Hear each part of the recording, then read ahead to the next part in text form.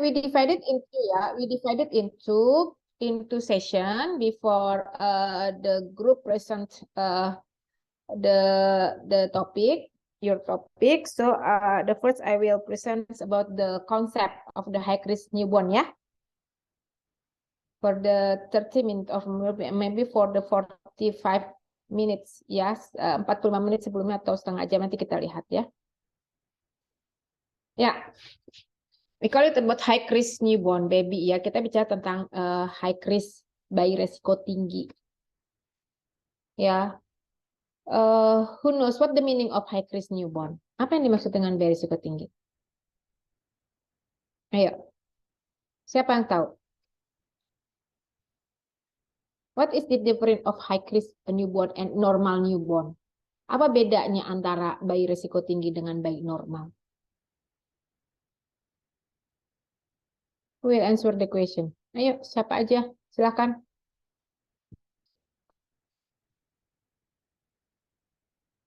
Ayo, jangan lama.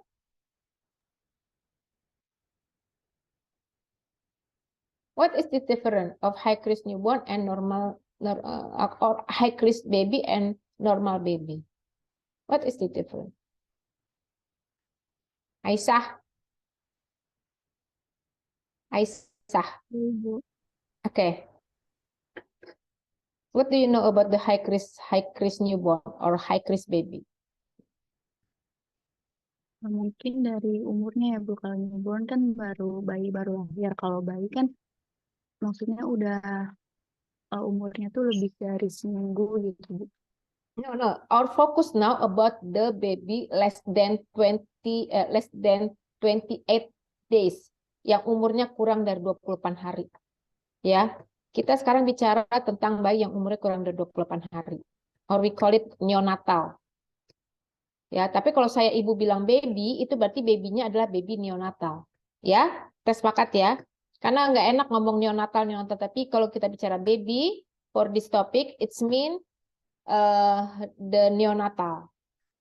Ya, yang umurnya kurang dari less than 28 days, yang umurnya kurang dari 28 hari. Oke? Yuk. Apa bedanya? What is the difference of high risk newborn or high risk neonatal with the other neonatal, with the normal neonatal? Ayo. Aisyah. Putri, ayo Putri. Putri Nurdian, Nur apa nih Putri? Izin menjawab. Oke, yuk. High risk itu mungkin bayi yang rentan terkena penyakit ya Ibu. Bayi Dan rentan terkena penyakit, oke. What else? daripada normalnya. Oke, good. The other answer or the other option for the answer, ada opsi jawaban lain? Izin menjawab Ibu. Oke, yuk. Ya, sebelumnya saya izin off kamera karena sedang kurang sehat. Dari yang saya baca, bayi yang risiko tinggi ini adalah bayi yang kemungkinan menderita sakit atau kematiannya tinggi Ya, pas baru good, lahir. good, excellent. Ya, this means bahwa bayi ini maybe they have apa namanya kemungkinan probability to die or cacat capability. Jadi mempunyai kemungkinan punya disable, mempunyai kecacatan atau juga kematian. Ya. Jadi begitu bayinya lahir, after the baby birth, the baby have a complicated problem. Bayi itu mempunyai problem yang complicated. Dan itu mempengaruhi kehidupannya si bayi. Itu high risk newborn. Ya. Apa yang menyebabkan the baby have a complicated problem? Maybe from the when the mother from the kandungan ibunya, mulai dari kandungan ibunya, ya. Jadi maybe the mother have a problem with the baby, ya, waktu di dalam kandungan. Atau juga pada saat terjadi masalah pada saat kelahiran, di jalan lahir. Apa namanya jalan lahir ya? Waktu di jalan lahir, for example, maybe difficult for baby to deliver. Jadi kesulitan buat bayi itu dilahirkan. Itu dampaknya bisa menyebabkan gangguan pernapasan. The baby maybe have a problem of the respiratory. Ya karena mungkin Anda sudah belajar maternitas ya, sudah masuk maternitas kan? Ya, we call it apa? Difficult to birth ya, kesulitan lahir. Jadi kesulitan pada saat lahir ya. Mungkin maybe belum pembukaan ibunya belum cukup atau bayinya itu masih tinggi sehingga bayinya itu susah untuk keluar. Masalahnya adalah it can affect to the respiratory of the baby. Jadi bisa menyebabkan berefek terhadap pernapasan bayinya. Sehingga when the baby birth itu the baby maybe have a respiratory problem. Akibatnya maybe bayinya punya masalah respiratory. For example asphyxia. Maybe all of you pernah dengar ya, already heard about the asphyxia ya. Asphyxia itu kesulitan bernafas pada saat lahir. Ya, we can see the asphyxia from the Apgar score. Tahu kan Apgar score kan? Nah, kalau Apgar score-nya itu rendah nilainya, kemungkinan juga salah satunya adalah karena asphyxia. Ya itu perbedaannya ya. Jadi yang dikatakan high risk neonatal di sini itu tadi bayi-bayi yang lahir ya bayi-bayi yang mempunyai resiko terhadap kecacatan maupun terhadap kematian pada saat dilahirkan. Ya. Nah, mungkin masalahnya itu bisa terjadi mulai pada saat dalam kandungan atau pada saat terjadinya kelahiran. Ya, proses menuju bayi itu keluar, yaitu sering ada masalah, baik masalah di ibunya ataupun masalah di bayinya, atau proses sesudah bayi itu keluar. Ya, begitu bayi itu keluar, udah lahirnya aman, ibunya hamilnya aman, lahirnya juga aman. Begitu bayinya keluar, nah lagi mungkin bayinya itu kecil. So they can adapt it with the environment. Dia tidak bisa beradaptasi dengan lingkungan. Ya. Nah, itu akan berisiko kepada bayinya because of the low birth of the baby ya, kelahirannya kecil pada bayi tersebut ya. Ini paham ya dikatakan high risk newborn ya. Nah, ini. So can you see the picture in this person? Can you describe what happened with this baby? Angeliana.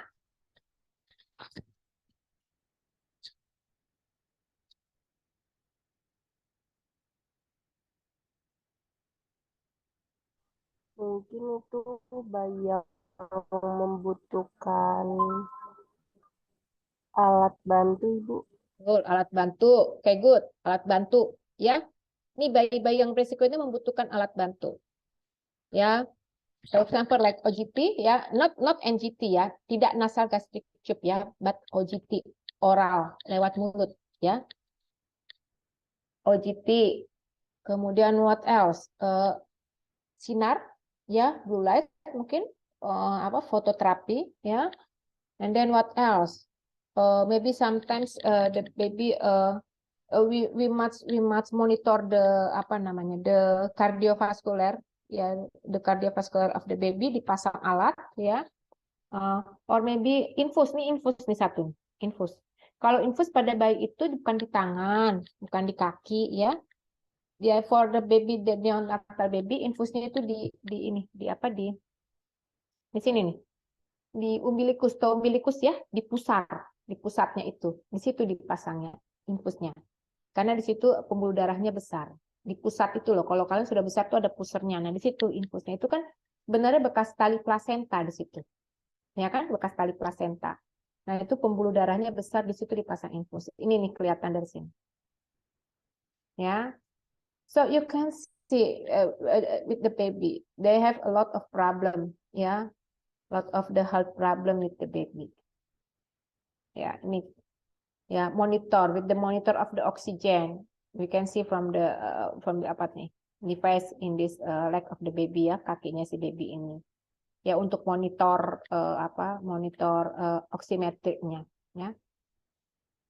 Okay, now the definition about the high risk baby, any neonate, semua bayi ya, semua bayi regardless of birth weight tanpa memandang berat lahir, ukuran, gestational age, ya.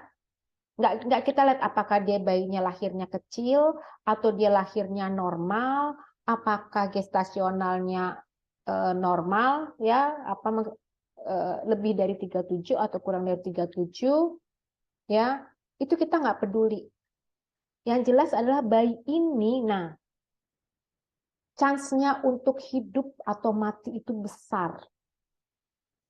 Ya, chance-nya, kesempatan untuk hidup atau matinya itu besar. Jadi kemungkinan dia mati atau hidupnya tinggi. Bukan mati, sorry, kesakitan.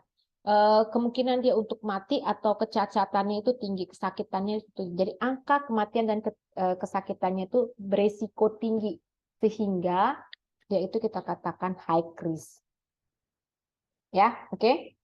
Tahu ya? Nah, biasanya kalau pada bayi-bayi, for the baby with high risk baby, they hospitalized, mereka dirawat di ruang NICU atau perina. NICU, do you know what NICU? Neonatus Intensive Care Unit. Ya, jadi ruang perawatan khusus ICU, tapi ICU for the neonatal. Ya, jadi dirawatnya di ICU for the neonatal. Or sometimes we call it perinatologi, ya. Perina itu adalah bayi, bukan bayi ya, neonatal, ya, perinatologi. Jadi for the baby with the high risk, jangan Anda berpikiran only for the premature baby, ya. Not only for the premature baby, yang dikatakan bayi resiko tinggi bukan hanya bayi prematur saja. Bukan hanya itu saja, bukan hanya bayi yang dilahirkan dari ibu yang gestasionalnya kurang saja, bukan. Ya, bayi yang lahirnya normal pun berat badannya normal, gestasinya normal, tetapi pada saat dilahirkan dia mempunyai permasalahan yang dapat menyebabkan kematian ataupun kesakitan yang tinggi, itu dikatakan high risk. Oke? So for the congenital baby, also we call it high risk. Ya, untuk bayi-bayi congenital juga kita sebut dengan high risk. Karena because we don't know what happened to the baby after they birth. Apa yang terjadi pada bayi setelah mereka lahir? Ya, untuk bayi-bayi dengan congenital, ya. Ini classification, kalau if we classification the baby according to the size, berdasarkan ukuran. Kalau misalkan dia dikatakan high risk-nya kalau berdasarkan ukuran berarti ukuran bayi, ya. Low birth, jadi bayinya lahirnya kecil, low birth weight. Low birth weight ini yang lahirnya beratnya berada di bawah berapa? Minus. Kita katakan low birth weight ini kalau berat badannya kurang dari berapa? Izin menjawab, 2.500. Oke. Ya, 2.500, 2.5. Ya, kurang dari 2.500. Karena pada dasarnya bayi yang lahirnya normal itu adalah beratnya itu minimal 2.500. Ya. Apakah bayi yang lahirnya ibunya, biasanya bayi yang lahirnya kurang dari 2.500 yang ibunya gestasinya itu kurang dari 37 week, ya, 37 minggu. Ya, biasanya bayi yang dilahirkan dari ibu kurang dari 37 minggu itu berat badannya itu rendah. Ya. Tetapi apakah yang namanya bayi dengan berat badan rendah harus dilahirkan dari ibu yang gestasinya kurang? Apakah hanya bayi dengan berat badan lahir rendah itu hanya miliknya ibu-ibu yang gestasinya itu kurang? Do you agree? Hah?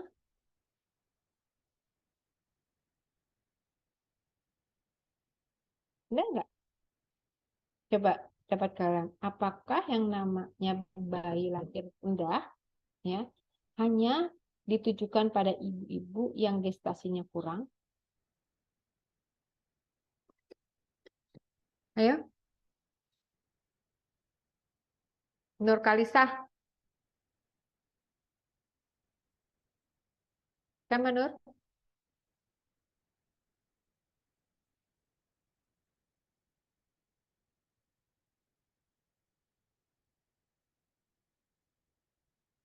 Ayo. Izin menjawab, Ibu. Ya, silakan. Kalau menurut saya enggak juga, Ibu. Bisa jadi dia berat badannya rendah itu bukan karena gestasi si ibunya kurang, atau bisa jadi belum tentu karena itu, bisa jadi karena nutrisi, mungkin kurang nutrisi. Jadi enggak mesti karena gestasi ibunya kurang. Nutrisinya siapa? Mungkin selama kehamilan ibunya kurang asupan nutrisi yang baik, itu jadi sehingga mempengaruhi anaknya, janinnya. Jadi bayinya beratnya rendah. Ya, good. Ya.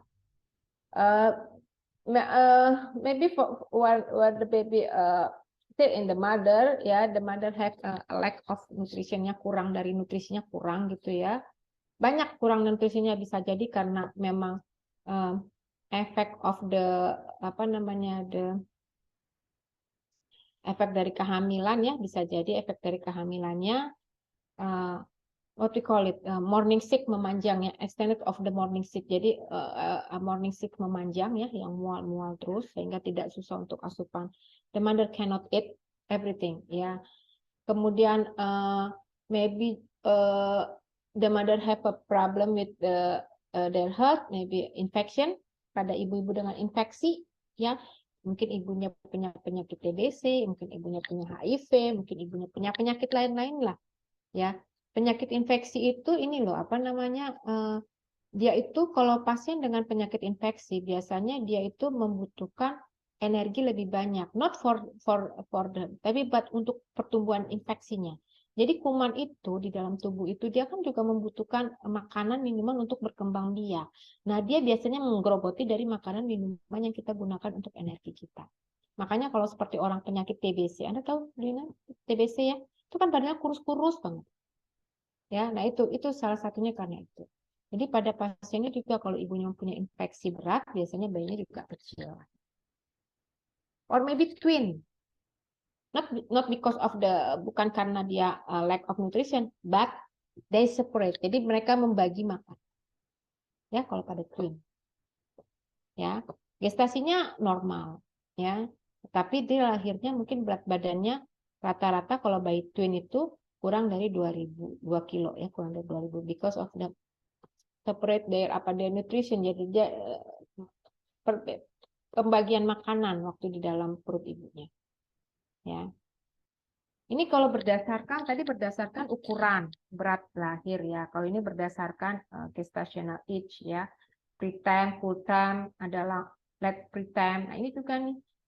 This can be serious ya, late preterm. Itu bayi yang lahirnya more than 40 weeks. Ya, more than 40 weeks.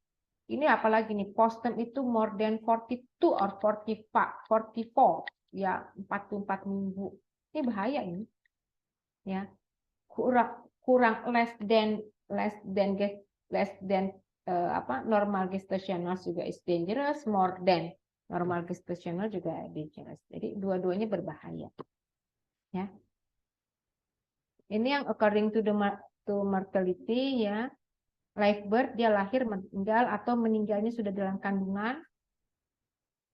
Ya, meninggalnya sudah dalam kandungan, jadi mati dalam kandungan ibunya. Neonatal death itu adalah sesudah dia dilahirkan, dia masih bisa hidup sampai akhirnya dia belum mencapai umur 28 hari, dia sudah meninggal. We call it neonatal death. Ya. Perinatal mortality adalah kematian yang pada saat ibunya dalam kandungan. Jadi dalam kandungan pun sudah terjadi kematian. Baik, janinnya sudah mati pada saat ibunya hamil ya. Jadi emang ibunya mengandung bayi yang sudah mati. Perinatal mortality. HIV mortality. If you have a question, you can raise your hand or you can you can ask me for the question ya. Jangan ditunggu belakangannya. So, look at the mind map. This is the mind map ya. This is the baby. In the middle is the baby, newborn. Not the baby ya, I mean newborn. Sudah kebiasaan bilang bayi jadinya bayi ya, pada newborn ya. Now look at the mind map ya. We see the general characteristic. The first we must know the general characteristic of the newborn ya. Apa nih? We measure the body weight ya, kemudian juga berat badannya, kemudian juga what you call lingkar kepala ya, lingkar kepalanya. Because we want to know if they have a problem with the fluid in the brainnya, ada penumpukan cairan di otaknya yang we call it hydrocephalus ya. So we must measure the head of the baby ya. Nih measurement-nya normalnya 33 to 35.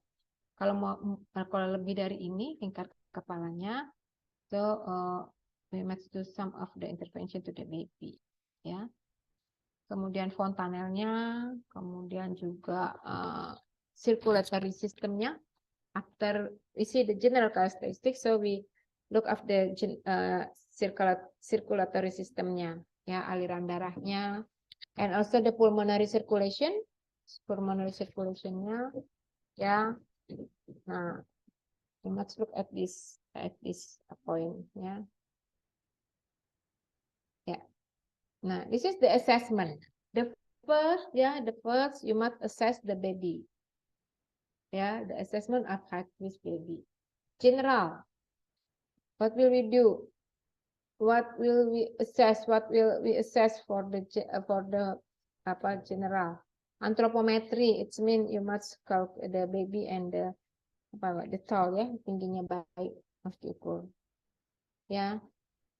Kemudian shape-nya, timbangannya berapa? 5 kilo, 2 kilo. Nah, ya ini. Adakah kelainan, deformitas misalnya atau tubuh gitu ya. And then the second for the skin, don't forget to assess also the skin. Ya, cyanosis biasanya kalau pada bayi yang kekurangan oksigen bisa jadi karena oksigennya itu kurang karena paru-parunya tidak berkembang dengan baik ya. Nah ini bitmark, hematoma ya, kemerahan-kemerahan pada tubuh bayi. Kemudian juga lihat refleks mata. Ya, hemorrhagic, microthelmia, conjunctivitis, intact ya, and respiratory ya, you can read ya for the assessment of the height risk ya.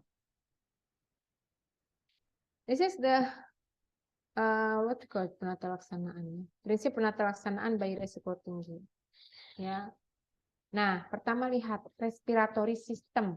Pertama kali Anda lihat adalah dia bisa bernafas dengan baik atau tidak. Dia bisa bernafas dengan spontan atau tidak. Itu yang paling baik. Ya. Jadi prinsip penata laksanaan yang pasti itu ada respiratory system. Kemudian temperatur, nutrition, prosedur dan special care. Ya. 3 ini. Respiratory, temperatur, nutrition. Nutrition itu gabung ya, relate with the fluid maintenance. Ya.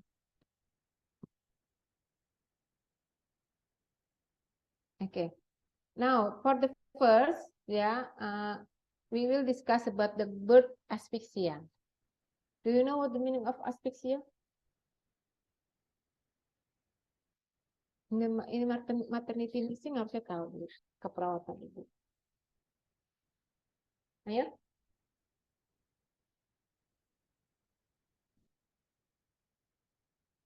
Do you know what the meaning of asphyxia, Khairunisa? Iya Ibu, jadi bayi itu kurang menerima oksigen Bu. Kurang menerima oksigen, ya. Kapan dia kurang menerima oksigennya? Macam-macam.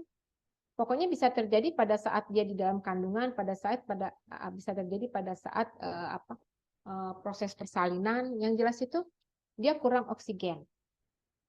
Nah, apa dampaknya kalau bayi kurang oksigen ditandai dengan seperti apa?